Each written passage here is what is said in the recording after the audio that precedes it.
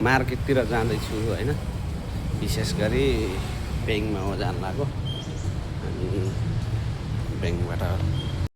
ब्याङ्कमा गएको चाहिँ होइन, किनकि क्यामराम्यान नभएर आफै गर्न असम्भव भए र म यहाँबाट टक्क लाएर त्यहाँ बाटो काट्ने ठाउँ जान्छु होइन।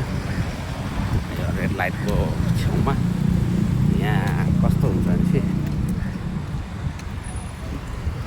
सिस्टम हुन्छ क्या।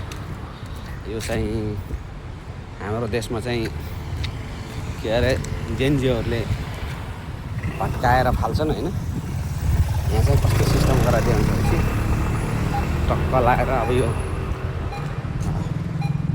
हरियो बल्यो होइन, चाहिँ यहाँ टच गर्ने हुन्छ। यस्तो टच गर्यो अनि चाहिँ रोक्छ, गाडीहरू जान्छ, यो चाहिँ लाइट हुन्छ। हाम्रो नेपालगञ्जमा अस्ति जेएनजीहरूले फरेको यही होइन, त्यस्तै होइन। यहाँ चाहिँ त्यस्तो हुँदैन क्या, देखिन्छ होइन। टक्क लाएर अब खुल्छ है यो, अब खुल्यो ट्याक्क बाटो काट्ने हो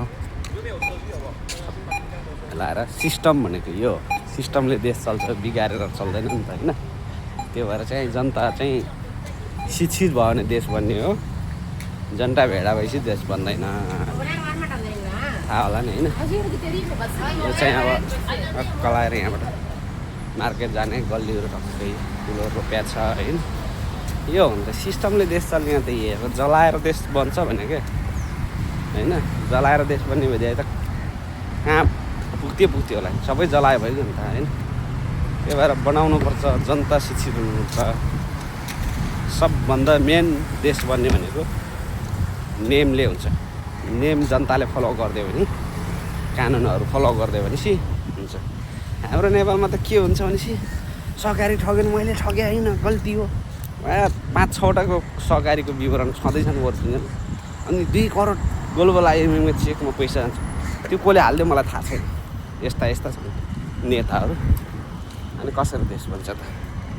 यो भएर चाहिँ देश बनाउनलाई सक्षम व्यक्ति भयो, सही गर्ने व्यक्ति भयो भने देश बन्ने हो क्या।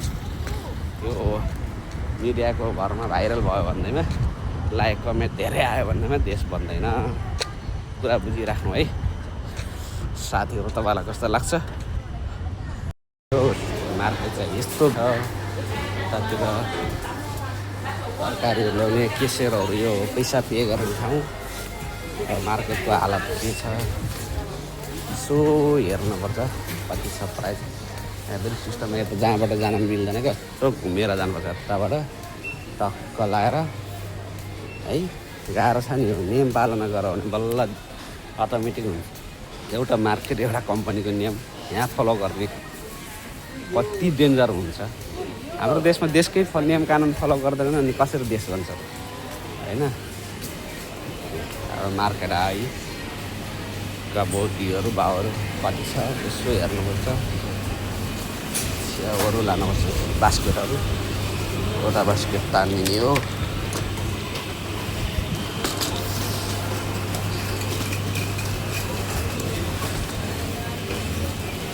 स्याउ लान पर्यो।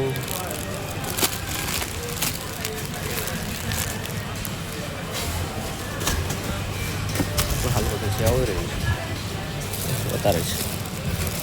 त्यो 2टा हाल्नु पर्यो। महँगो न महँगो छ, बहुत महँगो छ।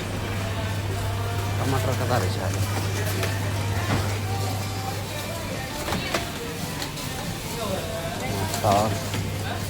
तरकारी सिमी भनेको काम। सिमी त कति महँगो हो, खान नसक्ने पो रहेछ त यार। यो गाह्रो छ त हो। यो के हो भएको यस्तै? नहाल्ने, महँगो छ धेरै। एउटा बढिहाल्ने खलास। टमाटर कति हो? आमामा, टमाटर त छोइ नसक्नु छ त। लास्ट लानु पर्यो।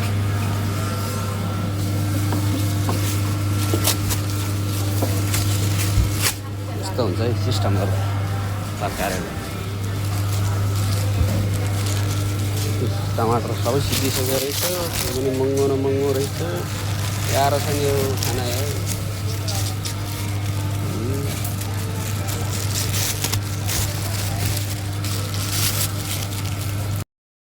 अब मासु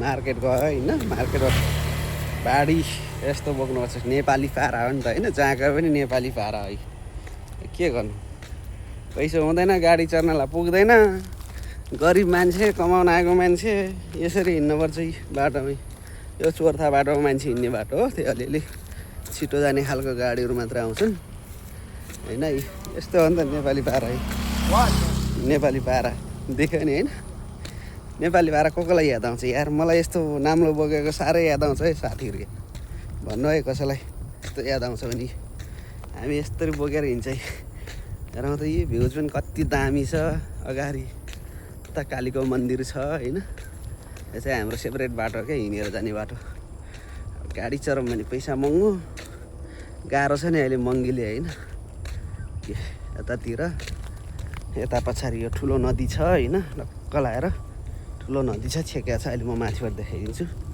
यता चाहिँ यो खाली जग्गा होला जहाँसम्म लाग्छ गभर्मेन्टको हामी चाहिँ हिँड्ने बाटो गराएको छ यहाँ हिँड्ने गल्ली बाटो यस्तो छ यतातिर अनि त्यो भएर गाह्रो छ नि हो यार आफू त नाम्ला बोक्ने मान्छे पर्यो भारी बोक्ने मार्केट जाँदा पनि अब डोको लगेर जानु पर्ला जस्तो छ यार डोको नपाएर हो नत्र डोको बोकेर जाने विचार थियो क्या नेपालीपन हो नि त जहाँ गए पनि होइन नेपालीपनले गर्छ नि त यार जहाँ गए पनि नेपालीपन त छोड्नु हुँदैन नि त नेपाली हो नि त यार मन त नेपाली हो नि होइन मान्छेलाई यस्तो हुनुपर्छ नेपाली कहिले पनि नहार्ने नबिर्सिने र हाम्रो पुर्खाहरूले उ गरेको यही हो उत्पत्ति गरेको जीव पालेको यस्तै हो होइन अनि अहिले विदेशका राम्रो देखेर देशभरि सबै जलाउँछन् अहिलेका युवाहरूले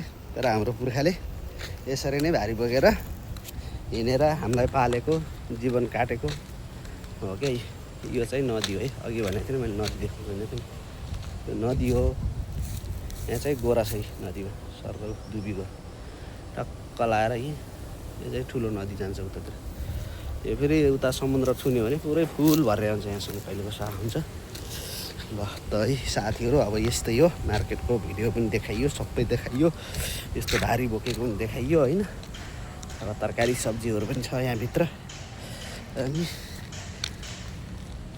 गाह्रो छ अब यस्तरी जिन्दगी कटाउनु परेछ हामीहरूलाई नेपालमा एनजिओ र आइएनजीको पैसा खाएर देश जला पुरा चिल्ला कारहरू चलिरहेको महँगा महँगा 8-9 कार होला यस्तै भारी बोकेर जान्छ होला है साथीहरू यार छ यार ल है लाग्यो भन्नलाई